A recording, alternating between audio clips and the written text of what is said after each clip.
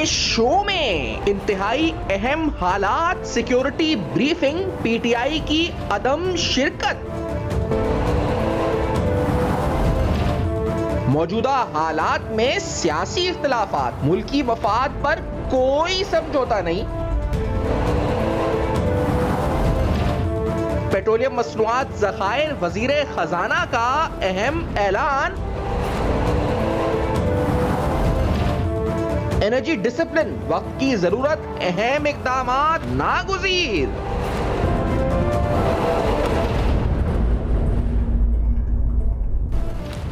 पर्दा हक़ाइक़ सनसनीखेज़ इंकशाफ़ात प्रोग्राम बेनकाब, मैं हूँ आपके साथ सफ़ान खान। नाज़रीन, जो मुल्क में मजमूई सियासी माहौल है, सियासी तफरीक है, सियासी इख्तलाफात हैं वो अपनी जगह, लेकिन इस वक्त कौम को बड़ी ज़रूरत है यकजानियत की, बहुत ज़रूरत है इस वक्त यकसूई की, बहुत ज़रूरत है इस वक्त इत्तेहाद की, इत्तफ़ाक़ की और एक सोच की दहशतगर्दी के ख़िलाफ़। पाकिस्तान एक जंग में अफ़गानिस्तान के साथ खित्ता इस वक्त मुतासर हुआ हुआ है। ईरान इसराइल कॉन्फ्लिक्ट और जो उस कॉन्फ्लिक्ट के नतीजे में उसके मुज़मरात हैं, उसके मुहर्रिकात हैं, उसकी इम्प्लिकेशंस हैं जो पूरे खित्ते को अपनी लपेट में ले रही हैं, तो बहुत ज़्यादा इसकी इम्प्लिकेशंस पाकिस्तान के लिए भी हो सकती हैं। आज पूरे दिन ये र्यूमर्स रहे क्योंकि on the financial side, on the economy side पहले हम बात करें कि शायद पाकिस्तान के पेट्रोलियम रिजर्व्स कम रह गए या स्टॉक कम है, तो उस पर हमने देखा कि कुछ क्लैरिफिकेशन रेगुलेटरी अथॉरिटीज़ की तरफ से आई कि अराउंड 28 डेज़ का स्टॉक है।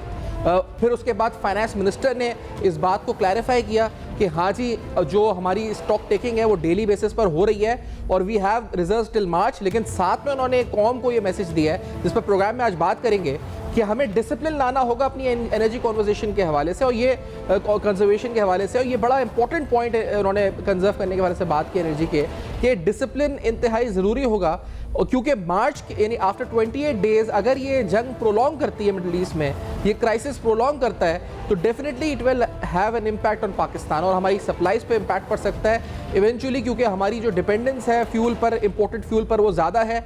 उसका एक बड़ा नेगेटिव हिट पाकिस्तान की मईशत को, ओवरऑल इकोनॉमी को पड़ सकता है। तो ये बात बड़ी अहम है। मेरा ख्याल है आज सब में अहम बात जो हुई है वो फाइनेंस मिनिस्टर मोहम्मद औरंगज़ेब साहब की बात है और इस बात से अखज़ करके हमें फौरी तौर पर जो इक़दाम उठाने चाहिए। देखें, ये बड़ा ज़रूरी है कि हम बहसत कौम हमें जो हम एक जंग में हैं, हमें इस बात को तस्लीम करना चाहिए। पहली बात तो इसको रियलाइज़ करना चाहिए कि we are at a war.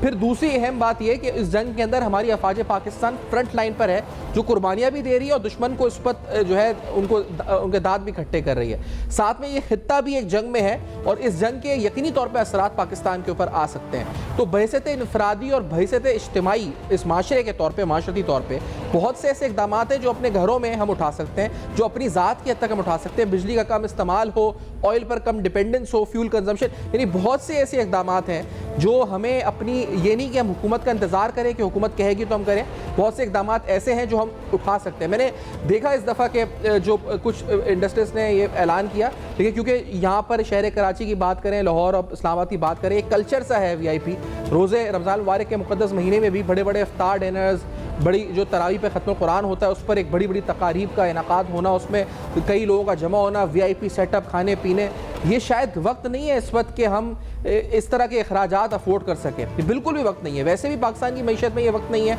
लेकिन ये तो अभी बिल्कुल भी ये वक्त नहीं है। अगर आपके पास 28 दिन के रिजर्व्स हैं पेट्रोलियम प्रोडक्ट्स के, तो इट मीन्स के we have to conserve energy और at the most urgent basis as soon as possible. हमें हर चीज़ में अपने अखराजात में, अपनी बिजली की जो इस पर कंजम्पशन हैं, फ्यूल कंजम्पशन हैं, सब जगह बहुत रेडिकल स्टेप्स उठाने पड़ेंगे।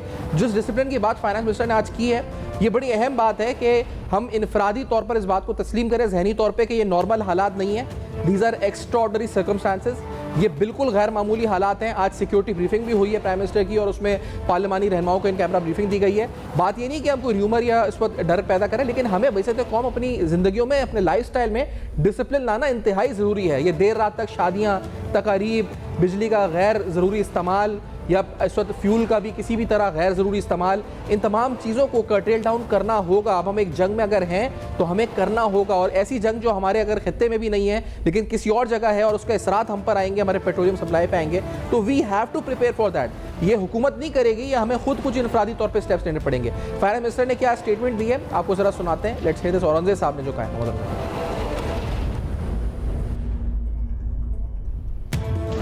जी, ये मैंने जैसे जिक्र किया था कि हर दिन हम 2 बजे minister petroleum, minister power, governor State Bank, minister state, बाकी मुतल्लिका इदारों के साथ हम बैठते हैं and we do a daily stock taking in terms of जो सप्लाई की सिचुएशन है, जो प्राइसिंग की सिचुएशन है, और अल्हम्दुलिल्लाह for the month of March we are comfortable.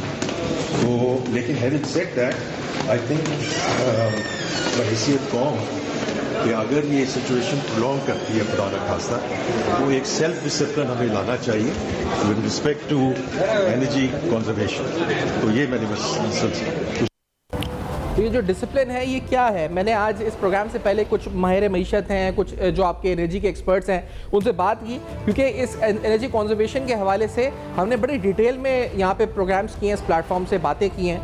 और आज क्योंकि जब ये कहा गया कि हमें घबराने की ज़रूरत नहीं है, मैं नहीं कह रहा कि हमें घबराएं कि खुदा न खास्ता पेट्रोल ख़त्म हो जाएगा, लेकिन हमें तैयार रहने की ज़रूरत है। और जो ये हमारा दीन भी हमें सिखाता है कि ऐसे फजूल अखराजात को हम कम करें जिनकी ज़रूरत नहीं है, जैसे नॉन एसेंशियल हैं, जैसे मिसाल के तौर पे। तो कुछ स्टेप्स जो हमने भी इस वक्त आज लोगों से बात की आए सामने, एक तो ये कि जो नॉन एसेंशियल ट्रैवल है, जैसे सरकारी सतह पे अगर देखा जाए, पर्टिकुलरली ऑफिशियल लेवल के ऊपर हो या प्राइवेट लेवल पे इनफरादी सतह पे हम कर सकते हैं, तो हमें अपने तौर पे इस नॉन एसेंशियल ट्रैवल को कर्टेल डाउन करना चाहिए। ज़रूरी नहीं है कि इस वक्त ईद है या जो भी है, वैसे भी सिक्योरिटी खदशात है, लेकिन we should curtail down non essential travel. इसी तरह जो वर्चुअल मीटिंग्स का इस्तेमाल है, क्योंकि अब टेक्नोलॉजी है, कोविड के ज़माने में हमने देखा है कि तमाम चीज़ें इस्तेमाल हुई, तो हमें देखना चाहिए कि कहाँ कहाँ वर्चुअल मीटिंग्स, कहाँ कहाँ कार पूलिंग के इंतजाम, जहाँ अगर आप एक गाड़ी में एक मोहल्ले से 3 आदमी जा रहे हैं तो एक गाड़ी में कार पूलिंग के जरिए, क्योंकि ये इक़दाम ज़रूरी है। अगर पेट्रोलियम का 28 डे कवर है, दैट इज़ गुड इनफ, लेकिन फिर भी अगर ये जंग प्रोलॉन्ग करती है तो एनर्जी डिसिप्लिन हमें बड़ा ज़रूरी है। साथ में ये जो सरकारी प्रोटोकॉल चलते हैं, ऑफिशियल जो डिस्क्रिशनरी जो प्रोटोकॉल की 20-20, 25-25 गाड़ियाँ हैं, ये बड़ा ज़रूरी है कि सरकारी सतह पे अनाउंस किया जाए, जहाँ जहाँ है कम से कम जो मिनिमम सिक्योरिटी डिटेल्स हैं उसके साथ ये तमाम मूवमेंट्स की जाएँ। इसी तरह जो पब्लिक ऑफिसेस के अंदर energy saving practices, factories, industries, public buildings, private shopping malls, क्योंकि अब आप रात खुलेंगे, पूरी रात खुलेंगे, आप देखें ये सब किस पे चलेंगे? ये सब बिजली पे चलेंगे। बिजली कैसे पैदा हो रही है? तेल से पैदा हो रही है। तेल कहाँ से आ रहा है? इम्पोर्ट बिल पे बढ़ रहा है। तो ये जो आपका इंपोर्ट बिल है उसको मॉडरेट करना बड़ा ज़रूरी है, ऑयल इंपोर्ट बिल को खास तौर पे, और उस पर प्रेशर को ईज़ ऑफ करना होगा, क्योंकि इसका इम्पैक्ट एक्सटर्नल अकाउंट के हवाले से भी हमें पड़ेगा, क्योंकि आगे जाके रेमिटेंसेस पे फ़र्क पड़ सकता है, हमारे एक्सपोर्ट्स पे तो पड़ ही रहे और दूसरी चीज़ों पर पड़ सकता है। तो बड़ा ज़रूरी है कि जो ऑयल यानी फर्नेस ऑयल जो इम्पोर्ट है, इसके प्रेशर को ईज़ ऑफ करें यहाँ से। जो आज फाइनेंस मिनिस्टर ने स्टेटमेंट दी है उसको सामने रखते हुए आज के दिन और भी बहुत सी अहम बातें हुई हैं। मेरा ख्याल है दूसरी जो सियासी गुफ्तगू हुई है उस पर आते हैं। और आज वज़ीर आला खैर पख्तूनख्वा ने भी कहा है कि हालात ख़राब हैं। बाकी में बलूचिस्तान का जिक्र उन्होंने किया, खैर पख्तूनख्वा का जिक्र किया। आज उन्होंने कुछ इफ्तिताह किया था सिक्योरिटी के हवाले से खैर पख्तूनख्वा की पुलिस के साथ, तो उन्होंने क्या कहा ज़रा सोहेल आफरीदी साहब ने वो भी ज़रा सुनाते हैं। इसके साथ साथ हमारे DI खान में, बनू में और लक्की में भी इंशाअल्लाह ताला 30 से 45 दिन में मुकम्मल हो जाएंगे और इंशाअल्लाह उनका भी बाकायदा इफ्तिताह हो जाएगा। इसके साथ साथ हम बाकी ज़िलों में जो हमारे डिविजनल हेडक्वार्टर्स हैं, जो हमारे मर्ज अज़ला हैं, इंशाअल्लाह ताला जुलाई और ऑनवर्ड उसमें भी बाकायदा इसका ग्राउंड ब्रेकिंग सेरेमनी होगी और उसका भी हम इफ्तिताह करेंगे इंशाअल्लाह ताला। चूँकि आप सबको पता है कि जो हालात खैबर पख्तूनख्वा में बिलखसूस पाकिस्तान में और पूरी दुनिया में चल रहे हैं, तो इस वक्त तमाम हर जगह सिक्योरिटी के हालात ख़तरनाक हद तक ख़राब हो चुके हैं।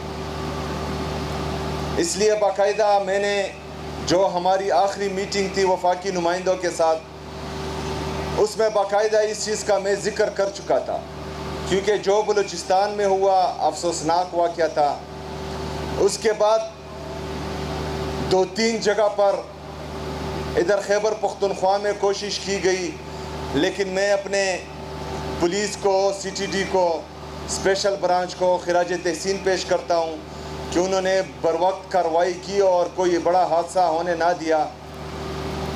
इसके साथ साथ जो इस्लामाबाद में हुआ अफसोसनाक वाक़या, अफसोसनाक सानिया, तो उस पर भी हमें बहुत ज़्यादा गम था तो इन तमाम तनाजुर को देख कर जब आखिरी मुलाकात वफाकी नुमाइंदों से हमारी हुई तो उसमें हमारा एक ही एजेंडा था कि बिलखसूस खैबर पख्तूनख्वा में और बिलअमूम पूरे पाकिस्तान में जो हालात ख़राब होते दिखाई दे रहे हैं, तो अगर हमने अपने इंटरेस्ट ना बदले तो ये हालात मज़ीद ख़राब होंगे। तो ये जो वज़ीर खैर पख्तूनख्वा भी जिस तरफ इशारा कर रहे हैं कि हमें अपने इंटरेस्ट बदलने होंगे, ये बैसत कौम मजमूई तौर पे माशरा, इज्तिमाई, इनफरादी तौर पे और ख़ास तौर पे हुकूमती सतह पे अब ये इकदाम जो डिसिप्लिन की फाइनेंस मिनिस्टर ने बात की थी, जो शुरू में आपको बताई थी, वो बड़ी ज़रूरी और नागुज़ीर है कि ये इकदाम फौरी तौर पर उठाए जाएँ। सियासी तौर पर अगर देखा जाए तो आज का दिन इवेंटफुल था, बहुत अहम सिक्योरिटी ब्रीफिंग्स हुई। इस ब्रीफिंग के बारे में हुकूमती तर्जुमान जो हुकूमती वज़रा हैं या हुकूमत के इस वक्त स्पोक्समैन हैं मुख्तलिफ आए, उन्होंने बताया कि क्या इस वक्त गुफ्तगू हुई, किस तरह से ये मामलात रहे। पहले जो वज़ीर कानून हैं आज़म तारड़ साहब, उनका आपको सुनाते हैं कि उन्होंने क्या कहा, फिर तारिक फजल चौधरी साहब को भी सुनाएंगे। पहले बताते हैं कि तारड़ साहब ने क्या कहा इस बारे में। लेट्स से जो आज ब्रीफिंग हुई इस बारे में। और वज़ीर आज़म साहब ने, वज़ारत ख़ारजा ने तफसील के साथ ब्रीफिंग दी और ये सिलसिला जारी रहना चाहिए। कशीदा सूरत हाल है, हुकूमत इसे बड़ा रिस्पॉन्सिबली देख रही है। हमें खुशी होती है अगर अपोजिशन भी सियासत को छोड़ के और अडियाले को छोड़ के इसमें शिरकत करती है। हम तवक्को रखते हैं कि अगर आइंदा कोई इस तरह का मामला सामने आए तो वो ज़्यादा रिस्पॉन्सिबली इसको देखेंगे।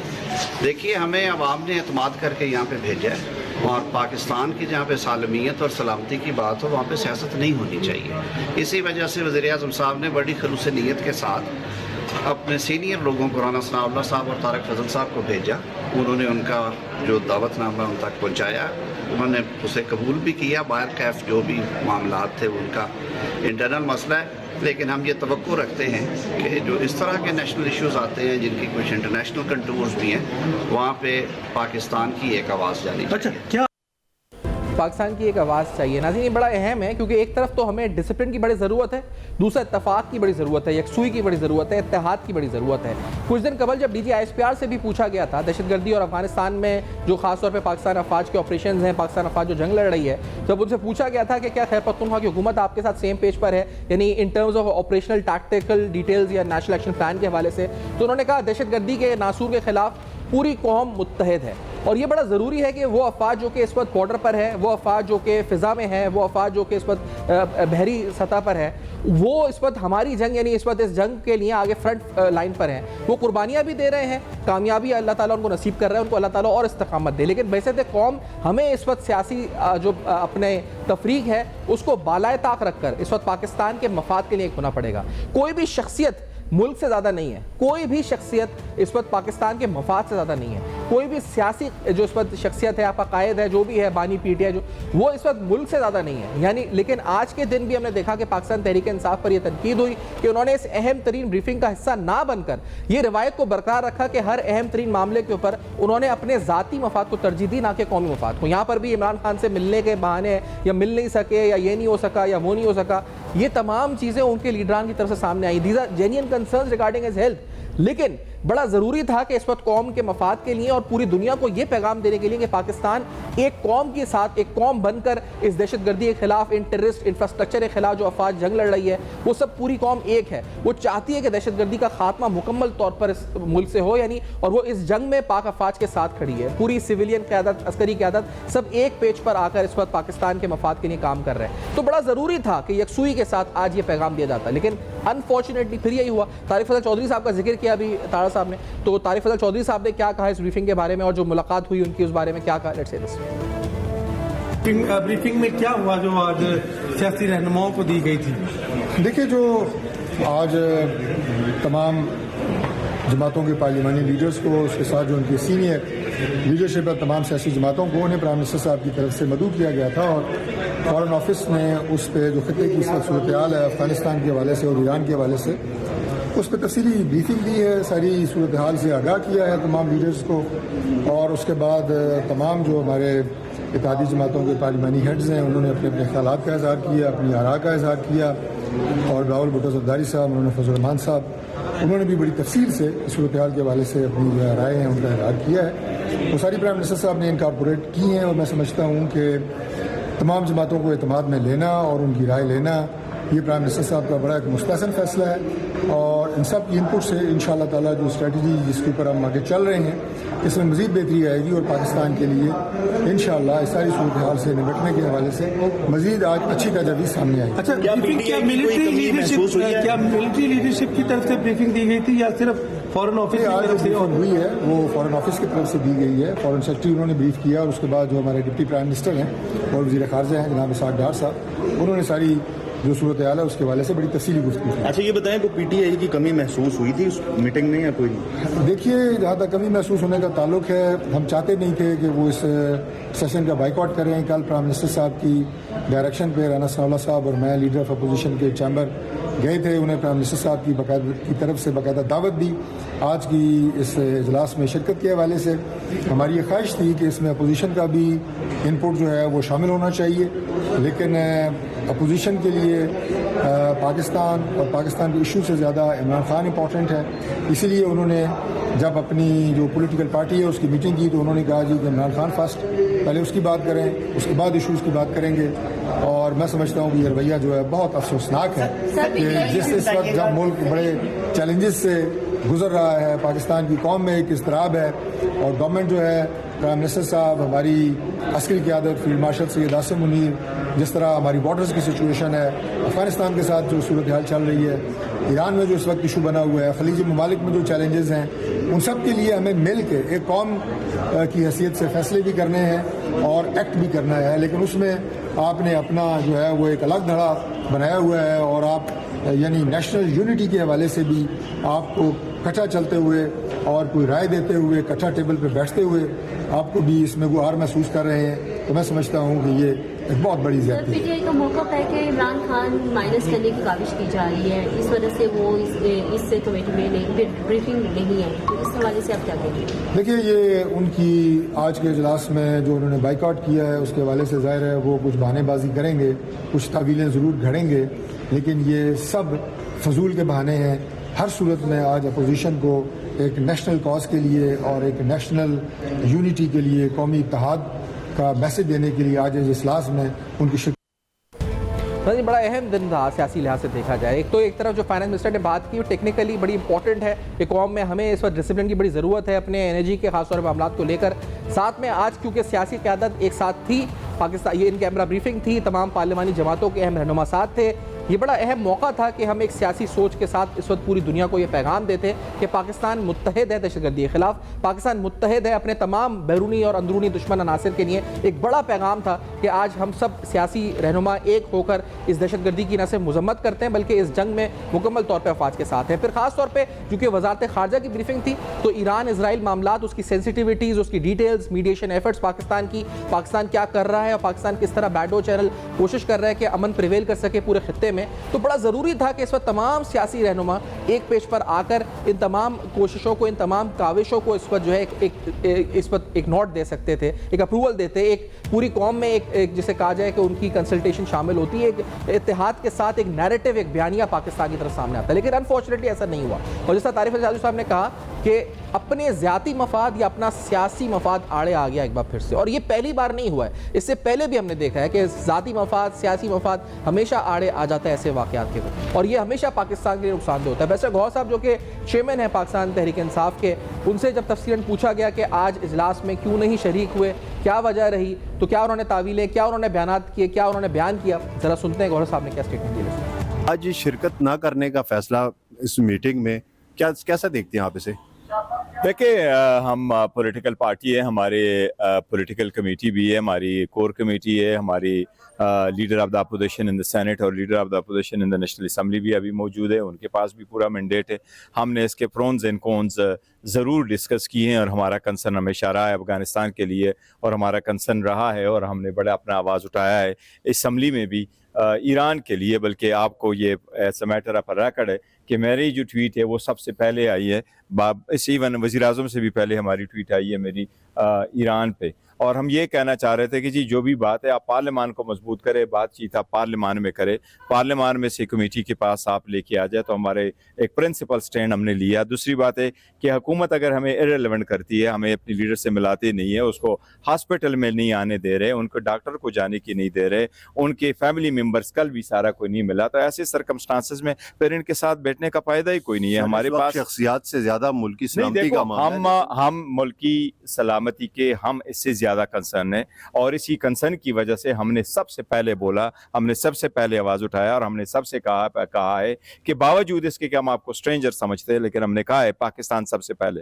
और पाकिस्तान की खातिर इनके साथ बैठे रहे, पाकिस्तान की खातिर इनके साथ आवाज उठाई, और पाकिस्तान की खातिर ही हम कह रहे हैं कि दोनों ईवानों को मजबूत करो। जो ब्रीफिंग आप थोड़े बंदों को देते हो, बाकी भी पार्लियामेंटेरियन है, सबको दे दे, लेकिन अगर हमें आप इतना इरेलेवेंट करते हैं कि हमारी लीडर से मुलाकात नहीं है, तो इसलिए हमने एक प्रिंसिपल स्टैंड लिया कि उसी सर्कमस्टांसेस में, ये फर्स्ट टाइम नहीं है, ये हमने पहले भी कहा था कि अगर आप वालिदैन के साथ ऐसा सलूक करेंगे तो बच्चे आपके साथ बैठ के कब तक बनाएंगे ये फंक्शंस। इसलिए हमारा असूल बड़ा सिंपल है, हमने पहले भी कहा था और हम दोबारा अपने पे कायम है, लेकिन अगर पार्लियामान में कोई बात आ जाती है तो ज़रूर कहेंगे।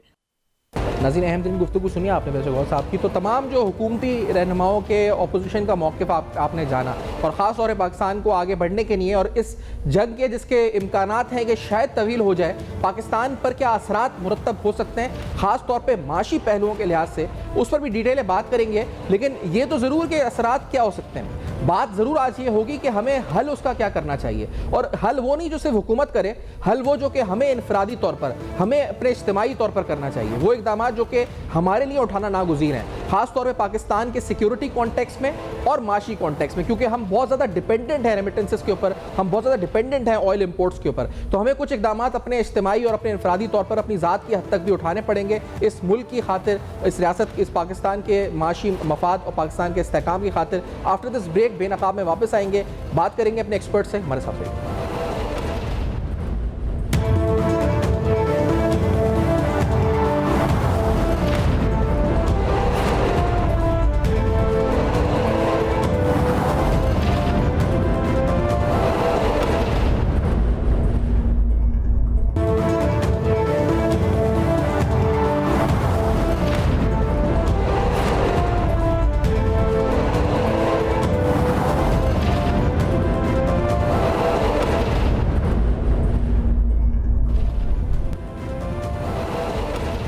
Welcome back. आप देख रहे हैं बेनकाब, और अहम तरीन हक़ाइक़ सवालात पाकिस्तान में मौजूदा जो सियासी, माशी और ख़ास तौर पे दिफाई लिहाज से जो पाकिस्तान को चैलेंजेस हैं, उस पर गुफ्तगू करेंगे प्रोग्राम में। और साथ में आज क्योंकि और भी कुछ अहम स्टेटमेंट्स आई थी, पहले नवाज शरीफ साहब ने अहम स्टेटमेंट दी पाकिस्तान की न्यूक्लियर कैपेसिटी पे, न्यूक्लियर कैपेबिलिटी पे, उनका बड़ा अहम रोल है, उनका अहम किरदार है। उन्होंने क्या स्टेटमेंट दी वो सुनते हैं, फिर मौलाना फजल रहमान साहब की बात भी सुनाते हैं आपको, फिर गेस्ट की तरफ जाते हैं। लेट्स से नवाज शरीफ साहब ने क्या स्टेटमेंट दी। पाकिस्तान की खुशनसीबी है कि पाकिस्तान आज एक एटमी मुल्क है, और हम खुदा न खास्ता इसको कोई जंग के लिए अपने आप को एटमी कुव्वत नहीं बनाया, बल्कि पीस के लिए बनाया है, अमन कायम रहे, और दुनिया में अमन कायम होना चाहिए। और जो इसराइल ने भी ज़्यादती की है ईरान के ऊपर, और मैं समझता हूँ कि बहुत जुल्म है। ये तो ऐसे ही उठ के तो किसी को आके हमला कर देना, किसी के घर को आके जला देना, ये कोई बात है? ये कौन से मुआशरे में ऐसा होता है? हम बिल्कुल खड़े हैं, ईरान के साथ खड़े हैं और खड़े रहेंगे इंशाअल्लाह। अजीज, इस अहम तरीन स्टेटमेंट के साथ साथ आज हमने देखा मौलाना फजल रहमान साहब ने भी पार्लियामान में अहम स्टेटमेंट दी ईरान इसराइल तनाज़े के ऊपर और पाक अफगान कॉन्फ्लिक्ट पे, खासतौर पे ईरान इसराइल तनाज़े के तौर पर जो उन्होंने अहम तरीन बातें की हैं, वो ज़रा उसके कुछ अहम हिस्सा सुनाते हैं। लेट्स से इसके क्या था। एक तजवीज़ होगी, अगर आप उससे इत्तेफाक करते हैं, कि एक इजलास पार्लियामेंट का इन कैमरा हो जाए और उसमें हमें बड़ी वजाहत के साथ बताया जाए कि पाकिस्तान की स्ट्रेटेजिक पोजीशन क्या है, इस आलमी सिनेरियो में पाकिस्तान कहाँ खड़ा है, आलमी बिरादरी के लिए हमारा पैगाम क्या है, हमारा किरदार क्या है। और ज़ाहिर है कि ये ज़िम्मेदारी हुकूमत की भी है और एस्टेब्लिशमेंट की भी है, तमाम दिफाई इदारों की भी है कि वो अवाम के इन नुमाइंदों को, इस पार्लियामेंट को बताएं। अगर आप पब्लिक नहीं करना चाहते और हालात इसके मुतकाज़ी हों कि हम इन कैमरे बैठ कर इस पर गुफ्तगू करें, तो ये हमारी एक तजवीज़ है और मैं समझता हूँ कि इसको संजीदगी से लिया जाए। चाहे आप यहाँ तक स्टेप बाय स्टेप पहुँचें, आप फ़ौरन फैसला करें, ये फिर ऐवान पर छोड़ दें।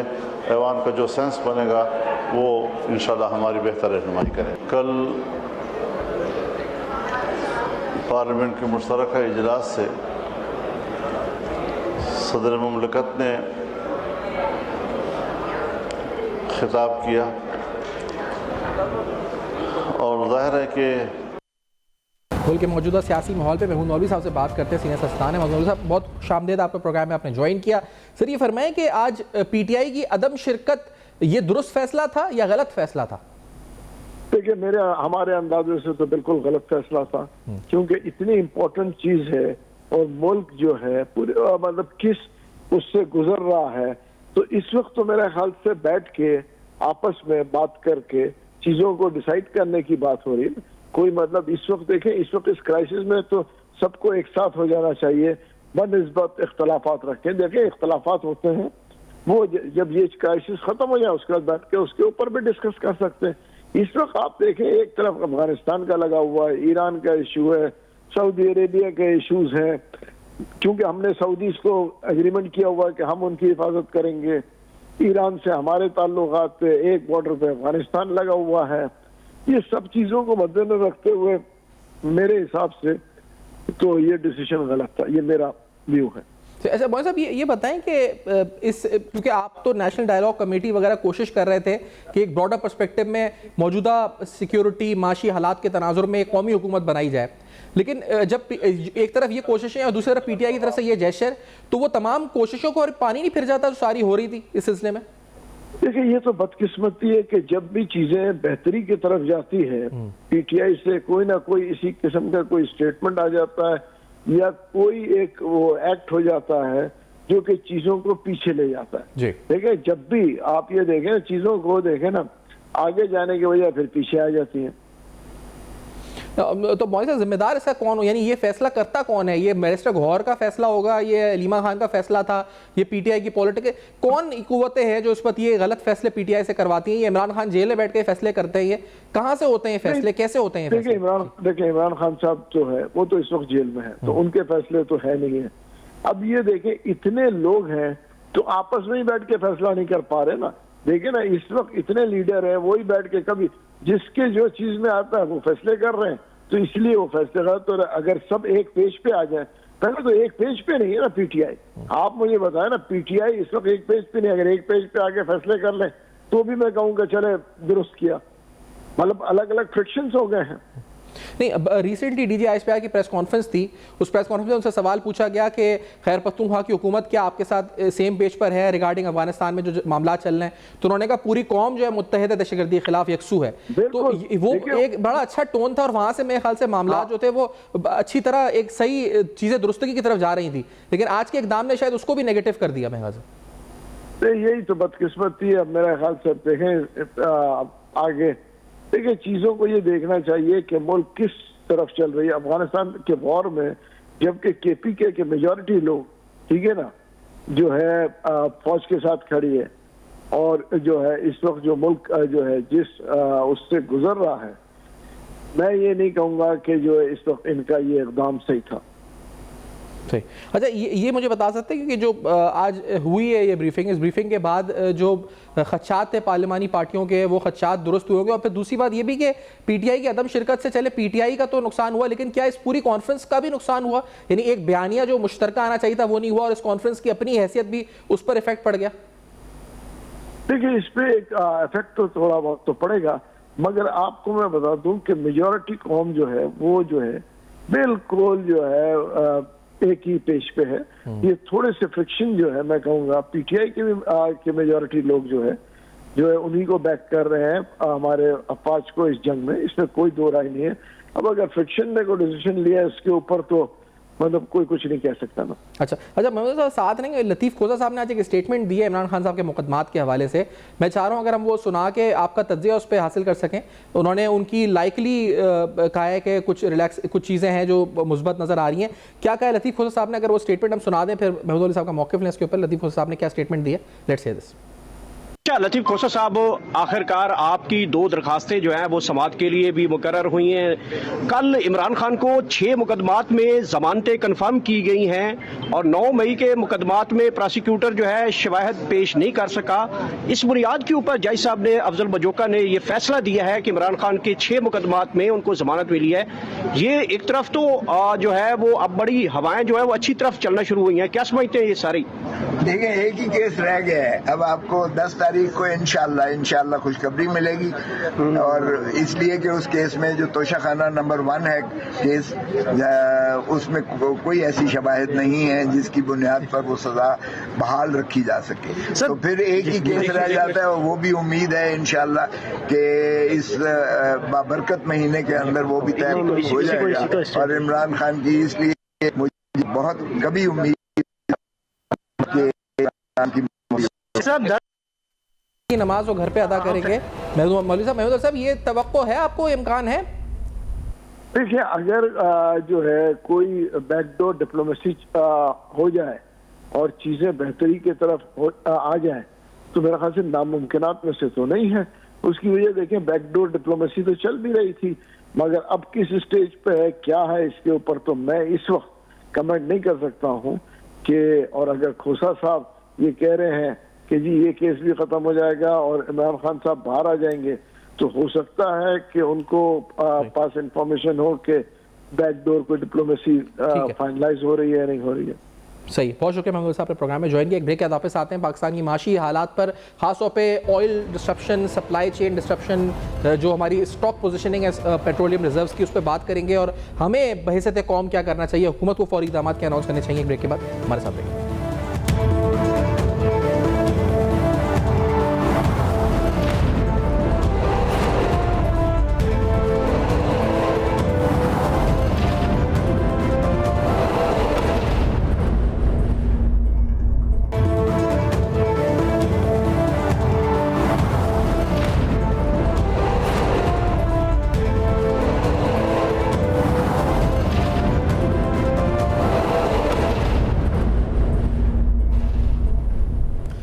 Welcome back. आप देख रहे हैं बेनकाब, और बेनकाब में अहम तरीन हम गुफ्तगू कर रहे हैं पाकिस्तान की माशी सूरत हाल के ऊपर, ख़ास तौर पर पेट्रोलियम के हवाले से। आज प्राइम मिनिस्टर की स्टेटमेंट, स्टॉक्स की पोजीशनिंग इस वक्त क्या है, क्या वाकई में कोई खतरा लाहक है, नहीं है। डॉक्टर खाकान नजीब साहब साबिक मुशीर वज़ारत ख़जाना के प्रोग्राम में साथ मौजूद है। डॉक्टर साहब खुशामदीद। पहले तो 28 day cover is it enough, ये बताइएगा।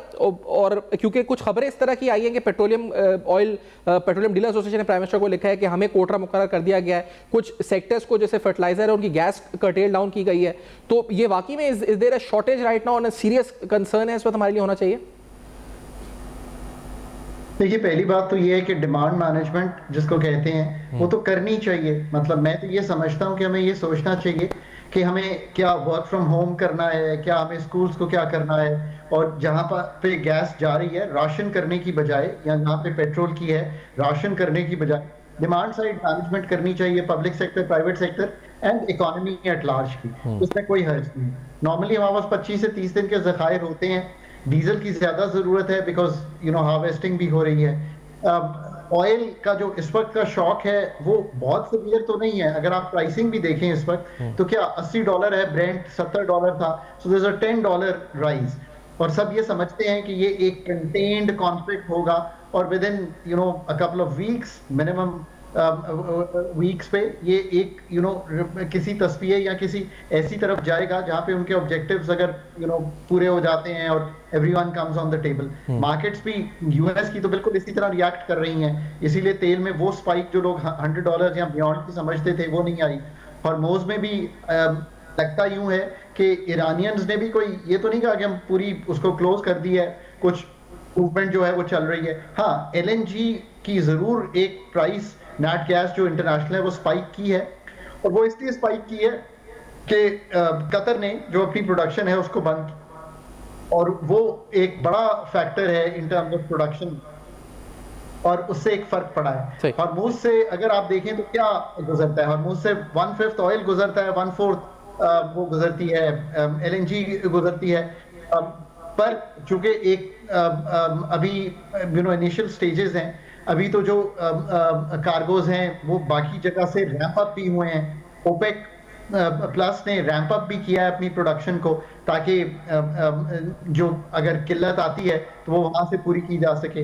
पर ऑफ कोर्स एक इन्फ्लेशन का शॉक वेव तो होता ही है जब तेल की कीमत दुनिया भर में बढ़ती है। एक जिसे कहते हैं अनसर्टेनिटी जो है वो हर बायर को, चाहे वो आपने कोई बेड लिनन ही क्यों ना खरीदनी हो डेवलप्ड मार्केट में, अमेरिका में, यूरोप में, कहीं पे भी आप वेट कर लेते हैं।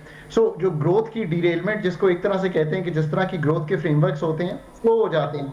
और पाकिस्तान के लिए स्पेशली एक चीज जो मैं हमेशा कहता हूँ जो अहम है वो यहाँ पे स्पेशली रेमिटेंसेस भी ऑयल की तरह ही अहम है, क्योंकि रेमिटेंसेस अगर $41 बिलियन मार्क नहीं मैच करती और कोई कमी होती है, उसके कई रीजंस हो सकते हैं।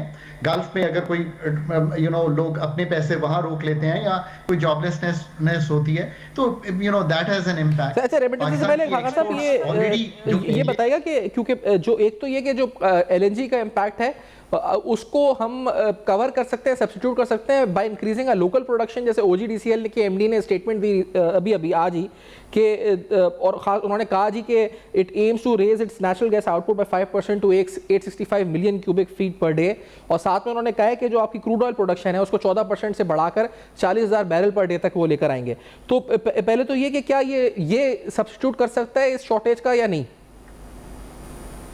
तो दो ही सब्स्टिट्यूट्स है ना, एक तो ये है कि लोकल जो सप्लाई मौजूद है उसको फुल लिया जाए, दूसरा एक डिमांड मैनेजमेंट है। मैं तो इस चीज पे हैरान हूं कि हम डिमांड मैनेजमेंट क्यों नहीं कर रहे। किसका क्या मतलब है?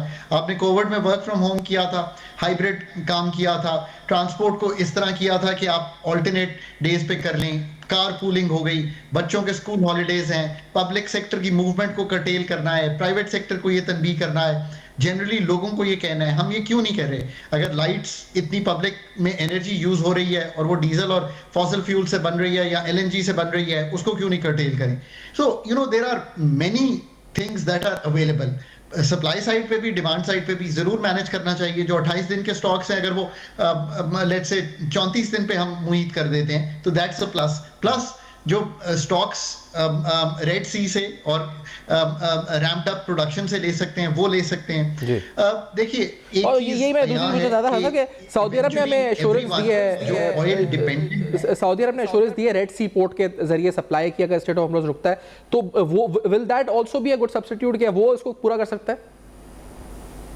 ये that would be a kind of a substitute, but ये कोई एक चीज नहीं है सैफान जो सब्स्टिट्यूट कर सके। डिमांड साइड मैनेजमेंट जो हमारी एनर्जी की नीड को कर्टेल करे, हमारे बिहेवियर को चेंज करके, उस पर तो कोई बहुत जरूरी बात पब्लिक सेक्टर को करनी है। मतलब मीटिंग के लिए जाना है लाहौर कराची, लाहौर पिंडी, अगर आप उसको कर्टेल करके ऑनलाइन कर दें, मैं एक मिसाल दे रहा हूँ, जेट फ्यूल सेव करें, दूसरा फ्यूल सेव करें, मे बी हॉलीडेज अभी ईद की आने वाली हैं, बच्चों को 10 दिन की अगर स्कूल कॉलेजेस को अभी बंद कर लें, वंस सिचुएशन डिसिपेट कर जाए, जून हॉलीडेज को कम करके उसको अभी सब्स्टिट्यूट कर दें। So there is a host of things. Ramp up local production को करें, बिकॉज बड़ी अच्छी बात है गैस की भी और रिफाइनरीज पे भी। और तीसरी बात यह है कि ये जो एक्स्ट्रा ले सकते हैं उसको लें। इन तीनों को जगल करते हुए आपको ये चीजें मीट अप करनी पड़ेंगी। बट अभी मैंने देखा नहीं है कि गवर्नमेंट ये जो इस तरह के मेजर्स हैं जो डिमांड साइड के, अभी आई थिंक सारी तवज्जो ज्यादा जो रही है वो इस चीज पे रही है कि किसी तरह सप्लाई को रैंप अप किया जाए। मैं समझता हूं कि डिमांड कर्टेलमेंट मेजर्स जो हैं वो इक्वली इंपॉर्टेंट होते हैं और पाकिस्तान का एक्चुअली कोविड का तजर्बा जो था वो बहुत अच्छा था। मेरा ख्याल से तो बाकायदा वो ज्यादा ट्रैवल से लेके मेरा ख्याल है ज्यादा इंपॉर्टेंट डिमांड है। अच्छा, आज फाइनेंस मिनिस्टर ने स्टेटमेंट दी है कि हमें डिसिप्लिन लाना होगा अपनी एनर्जी के हवाले से, लेकिन ये जो आप कोविड की बात कर रहे हैं ना, उसके साथ बड़े अटैच थी पनिशमेंट्स, यानी कर्फ्यू था, उसमें पनिशमेंट्स थी, मास्क ना पहनने पर उसमें पनिशमेंट्स थी, दुकान खोलने पे पुलिस आके सील कर देती दुकान। तो ये पहले तो कि कौम को रियलाइज करना पड़ेगा कि हम एक जंग में हालत है, जंग में हम एक खित्ता हालत है, जंग में है तो हम एक क्राइसिस में है, गैर मामूली हालात हैं, नॉर्मल हालात नहीं है। अभी मैं आपसे जब बात कर रहा हूँ इस वक्त कितने जो इस वक्त कराची में घरों में बड़े बड़े VIPs इफ्तार डिनर सेटअप्स हो रहे होंगे, जहाँ पर कई पूरी एक VIP बरादरी अशराफिया जो एक ही फोटो सेशन एक जगह करते हैं, फिर 15 मिनट बाद दूसरे घर में, तीसरे घर में, चौथे घर में वही 15-20 लोग होते हैं, 50 लोग, जो बड़ी बड़ी दावतें हो रही हैं, एक एक दावत लाखों रुपए की होती है। तो ये बड़ा मुकद्दस महीना है इबादतों का, लेकिन इस वक्त वो भी जारी हैं, सब चीज़ें अपनी अपनी चल रही हैं। कुछ दिनों बाद जो शॉपिंग मॉल्स आपके पूरी पूरी रात खुलेंगे, आप 15वें रोजे के बाद से हम देखेंगे, 20वें रोजे के बाद से जब हमारी पूरी रात शॉपिंग मॉल्स खुलेंगे, उसमें बिजली का इस्तेमाल होगा, वो भी कोई, तो ये तो बड़ा जरूरी है कि हुकूमत इन फौरी ऐलानात कर दे ये वाले, और पनिशमेंट भी साथ में रखे ताकि इम्पैक्ट आए फौरन। I'm sure the smart people in the Pakistan authorities realize कि this is a very very जिसे कहेंगे sensible measure, और इससे कोई खर्चा भी नहीं है और कुछ जिसे कहेंगे आपका लॉस भी नहीं है। ये जो कमर्शियल सेंटर्स की आपने बात की, इसी तरह वे ऑफ लाइफ को चेंज करना कॉन्टेक्स्ट बेस्ड, जैसे कोविड में किया, अभी आपको एक कर्टेलमेंट अगर डिमांड साइड मैनेजमेंट की, और ये तो सिर्फ चंद हफ्तों की बात है, अगर चीज़ें नॉर्मलाइज हो जाती हैं we can get back to normal, पर energy saving on buildings, there is a lot that can be done, and मेरा ख्याल था कि अभी तक डिमांड साइड मैनेजमेंट के जो मेजर्स हैं वो पब्लिक सेक्टर में आ चुके होंगे, और एक तनबीह जो है वो दुनिया को की जा रही होगी पाकिस्तान में कि ये आप ज़रूर करें।